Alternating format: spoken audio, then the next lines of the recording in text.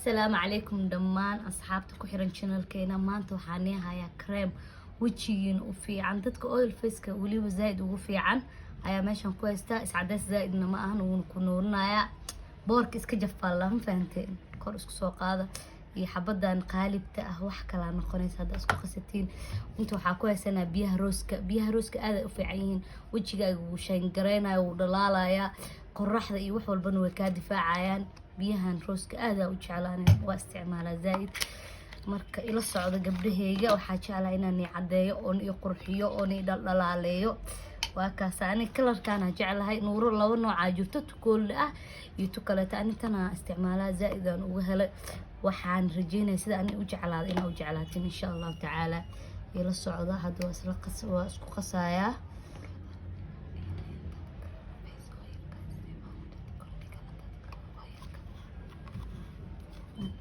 marka waa kaas asxaabteeda oo jeedin dadka wali waxa u fiicanta oil face kale tan kaleeto waxa la dhahay dadka dryga ee u fiicanta oo goldiga ah inkastoo maqlay gabdho ka caawinaya laakiin haddana aan tan la iska isticmaalo cause wajigayga oil ah finanka xataa u roon tahay wajigaaga haduu pimples qabo wax kaleeto wajigaaga dhan wax kale ka dhigay smooth iska fiicanta baashaan waxa ku jeclaaday dee qurux ka dhigaysa jaalo midab macaan wax kaleeto waa iska jeclahay saastarteed waxa marsado ama isticmaalo inaan ila wadaago ayaa jeclaaday ma fahanteen waa kaas tartiibto waa isku qasaneen tartiibto adoo iswaalin bismillah ma sha Allah tijaabiya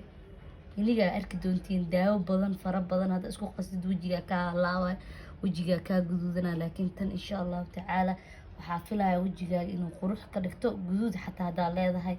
oo u roontahay cause daawo oo qali ah waaye wax badan kuma jiraan hadda waxa soo qaadanaynaa fur daawada mar walba waxa fiican inay jilacsanaato oo fura ku darsanayna biyaha mar walba waxa fiican daawada inay jilacsanaato daawada mar walba amarsanaysa inay adkaato ma fiicno hadda isku qasanayna isku qasanayna hadhow weel yar ku shubanay tartiib frinjeerka iska gashanaysa insha Allah taala subaxdii iska marsanaysa daawada habeenkii lagu seexanaayna caafimaad ahaan iyo jir ahaan uma fiicno dadka wajiga ka guduto badana habeenkii daawada ku seexdaan saas darteed wajiga uu guduto cause difaaca jirka dhimanaya maalinta intaas ka joogto tartiibto inta marsatid hada wax yar oo ka damarsatid nafaqo wax kala noqonay wax kala laguma fiirin karo ma fahanteen hadda kaas ku qasooya insha Allah inay anfici doonto ayaa rajeynaya oo hoosna comment ku soo qori doontiin wayna anfacday waa ka helnay insha Allah taala